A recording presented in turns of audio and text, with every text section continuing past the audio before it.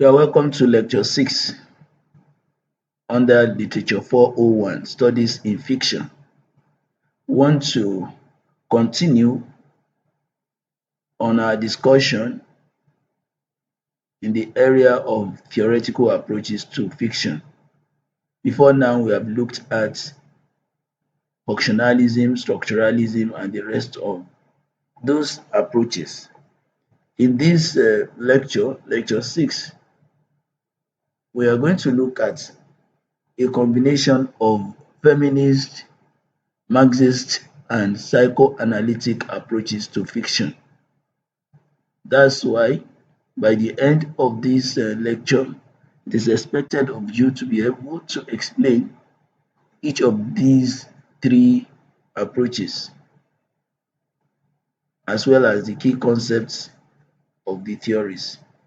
It is also expected of you to be able to differentiate between feminist, Marxist, and psychoanalytic approaches and other approaches to studies in fiction. When we look at these approaches, we will see that each of them is distinct from the other theoretical approaches, that is, feminist approach, Marxist approach, and psychoanalytic approach. Each of them is unique and offers insights that are different from the insights the other ones will push forward. We want to look at them one after the other, particularly from the perspective of the characteristics each of the three approaches has.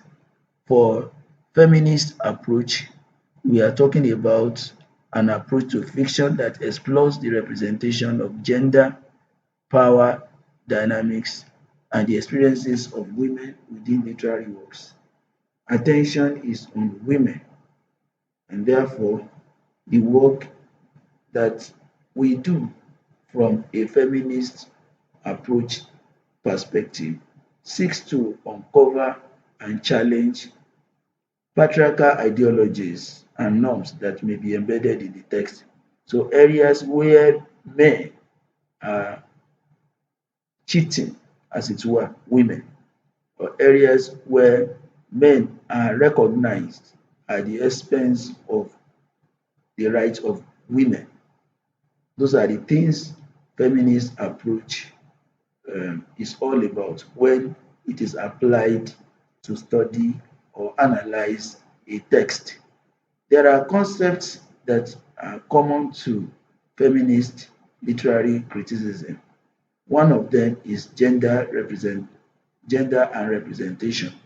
So if someone is analyzing a text from the point of view of feminist approach, it is expected of such an individual to look at the various gender roles and stereotypes and identities that that text contains, areas where individual roles based on gender from a gender perspective are identified, stereotypes that make gender to be seen, to be felt in the text are very important to the analyst. Therefore, the analyst is expected to examine the ways in which women are depicted either as uh, individuals who can perform the roles that men perform, or individuals that are seen as second fiddle to men. The analyst is also expected to look at women's agency and the impact of gender language and imagery in that text. What is the position of women in that text? Are women recognized? Are they not recognized? If they are recognized, what roles are they made to play? If they are not recognized, what are the opportunities, advantages, benefits that are meant for women but are actually taken away from them in that text. Another principle under feminist theory is intersectionality. So, through this theory, feminism or women being marginalized will be compared to what other individuals are suffering from when they are categorized based on some social realities. In some situations, human beings in different communities could be categorized based on race. They may say these ones are Yoruba, these ones are Hausa, these ones are Igbo, these ones are. That categorization eventually will benefit some people at the expense of some other individuals, and may also be from the perspective of class. Are these ones from upper class? These ones are middle class individuals. These ones are lower class. Sexuality, maybe they are male, they are female, ability. That's talking about whether somebody is able or disabled. So thoughts like this are compared with gender issues in some texts. So an individual who is carrying out an analysis from a feminist point of view can dig out the differences using intersectionality in the analysis. So that will help to see how the intersections shape the experiences and representations of women in that text being analyzed.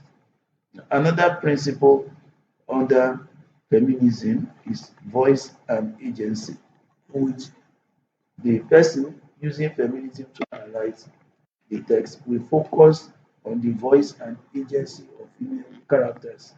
So we will look at how women are portrayed as active or passive, empowered or oppressed, and the extent to which they challenge or conform to traditional gender roles. So through this theory, we look at the position of women in the society. Are they recognized for being important like their male counterparts? Uh, that will make them to be active. If they are not recognized, it means they will not be playing active roles. They will be passive. If they are recognized, they are active, they will be empowered, they will be given significant roles to perform. If they are not empowered, are not active, they are passive, they will actually be oppressed. So, in a situation where they are oppressed, they are made to be passive, what are the ways by which women themselves challenge the order or surrender to their fate by conforming with the traditional gender roles that the community represented in the text um, is being portrayed. We look at female authorship. When a female writes, especially if such a person is feminist in nature, naturally, women are easily considered to be tilted toward making themselves recognized, fighting for their rights, making people recognize their roles in the society. So a female writer, author is naturally a feminist in nature. Therefore, while analyzing the text written by a female author, feminism will be the order of the day or an aspect the analyst is expected to pay attention to so as to consider the role of female authors and their position within the literary world. Therefore, through this kind of analysis, adopting feminism for analysis will help the analyst to examine how women's voices have been historically marginalized or excluded and how they seek to promote and celebrate their contributions to literary works. So we look at the author of the story, the fiction, the narrative, and see how that author tries to expose how women from history have been marginalized and the need for them to be taken out of marginalization and brought to the mainstream of the society where their contributions to the progress of the society, particularly from a literary point of view, can be and we or should be recognized. Now we are moving from feminism approach to Marxism, Marxist approach. This has to do with class representation, class struggle, power relation. In every society, there is usually a reason for one to identify differences that exist among classes. There will always be classes. There will be individuals who are of upper class and at least lower class. In some cases, we have middle class. But in many cases, two classes are classes that are usually represented in many societies of the world. You either belong to the upper class or the lower class, while somebody will be struggling in between the two, either working towards becoming a member of the upper class or struggling to come out of being a member of the lower class. So when we look at Marxist approach to literary analysis, especially from a fictional point of view, emphasis is on social differences based on economic power, political power, ideology, ideas about who are for us and who are for them. Therefore, applying this kind of approach will help the analyst to explore how the text reflects and reinforces the dominant ideology and the socio-economic conditions of the time the book or the narrative is written. So emphasis is on ideology, power from the angle of economics and politics. So there are concepts and principles that are common to Marxist approach. One of them, which we have already mentioned, has to do with class and ideology, where the analyst criticizes how social classes are represented in literature and how the text, that is the literary work, reflects and perpetuates dominant ideologies. Those who have been enjoying power will do as much as possible to sustain the power. And in order to do that, there are ideologies they will be promoting that will help them to remain dominant. And these, since text usually represent the society, will actually be perpetuated in a work that is ideological based.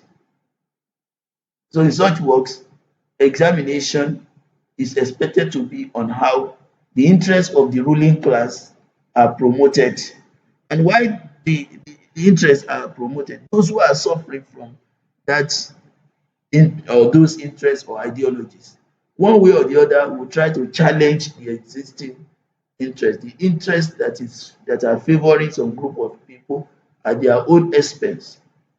But those who have been enjoying the dominant part of society or ideology will also want to maintain that.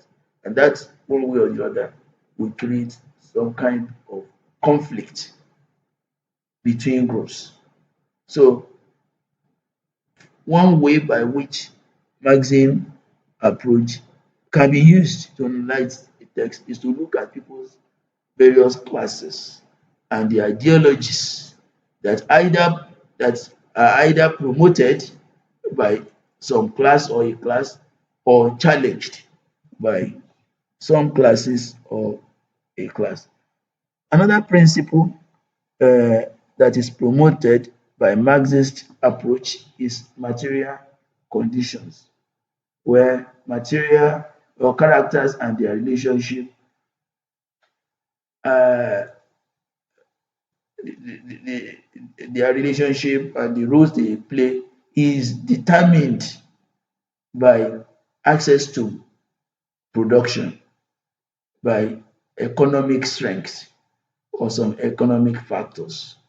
Those who are far away from being in control of economic materials will eventually be the ones who will suffer from the ideologies that will be promoted by those who are privileged to have the control of material resources.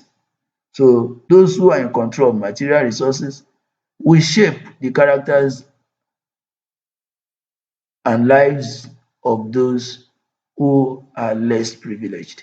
So in analyzing a text where issue of power and dominance are portrayed, emphasis needs to be placed on material conditions of the characters involved in the story. You also have alienation and hegemony. To get a control of a set of people and to perpetuate some ideology that favor some people, or ideology that favors some people, it is usually a reality that a set of individuals will be alienated, will be made to be far away from where they can have access to economic power that will lead them into joining a group that enjoy dominant ideologies. So, as an analyst using Marxism theory to analyze a text, it is important to examine the themes of alienation and the ways in which dominant ideologies and power structures maintain those who are enjoying hegemony. Hegemony means power, control, to sustain that control over other people in the society where they belong. So, as an analyst, it is good to explore how characters may be made to be far away, to be deprived of the opportunities that should have come from their labor by some other individuals who are after their personal desires and aspirations. Another thing about Marxist approach is historical context, where we look at the context in which the text we are analyzing is produced. We look at the context of social power, we look at the context of economic power, we look at the context of political power. The social situation of the character, economic condition of the character, political class of the character will determine the role of that character in that text. A character who is privileged to be in control or to be in a social class that is favorable, economic position that is favorable, political condition that is favorable, we actually be in control, we enjoy power and influence, and we will try as much as possible to sustain the ideology by which all those conditions he or she is enjoying will be sustained. The third of the approach in this category is psychoanalytic approach, where emphasis is on the inner thoughts of the character. According to Sigmund Freud, this approach draws inspiration from the unconscious desires, motivations, and conflict of the character. Things that are going on in the mind of the character that determine their his or her action or reaction.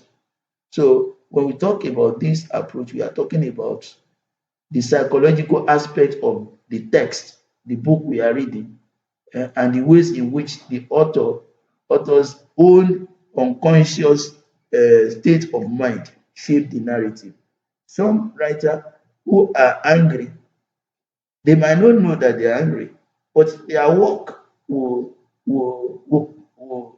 portray anger, will make them to be known to whosoever reads their work.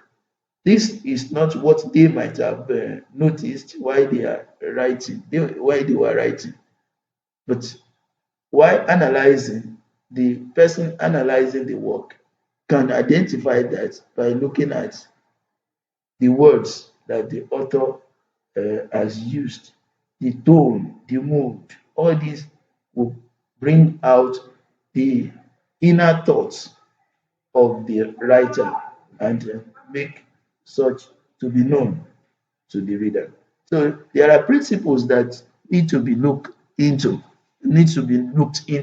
when we talk about this kind of approach, psychoanalytic approach. One of them is unconsciousness and symbolism, where the analyst pays attention to symbols, imagery, and language of the text in order to bring out the unconscious desires, fears, and conflicts, particularly from the perspective of the author of the text. So when we look at those words, choice of word that the author makes, the imagery he portrays, the symbols he portrays, all these being put together will reflect the inner thoughts of the author. We make the reader know his desires, his fears, his conflicts, his expectation. So all these elements will be what the analyst will need to look for in order to establish the author's thoughts and their emotions. Another aspect of psychoanalytic analysis is psychosexual development.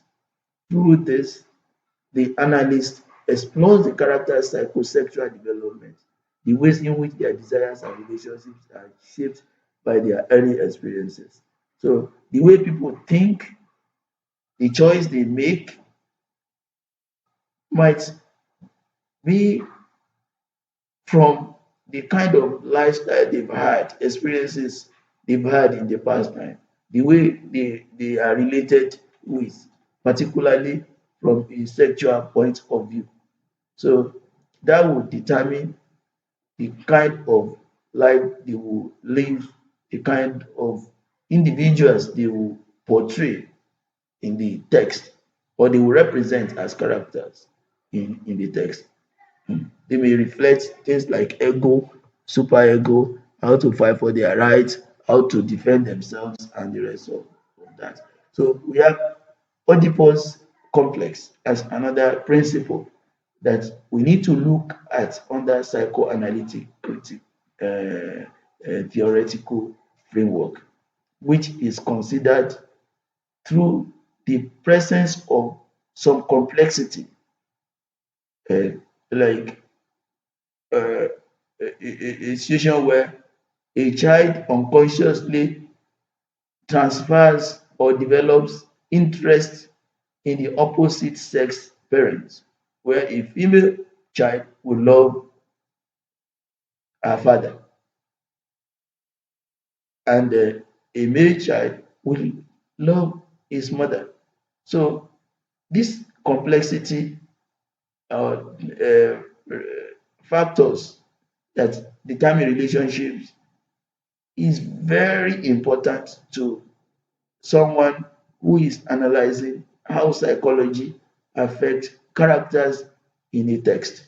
So while going through this, The analyst is expected to examine how the complexity in relationship exists between characters in a story. Why somebody of other sex will be interested in his or her parents of the opposite sex and vice versa. We are also looking at dreams and fantasies as part of what needs to be considered under psychoanalytic theory, where attention is paid to dreams, fantasies, and characters' inner thoughts. What is going on in the heart of the character, what he or she would like to become. Eh, Unconsciously, all this will come out from the choice of what the character we make.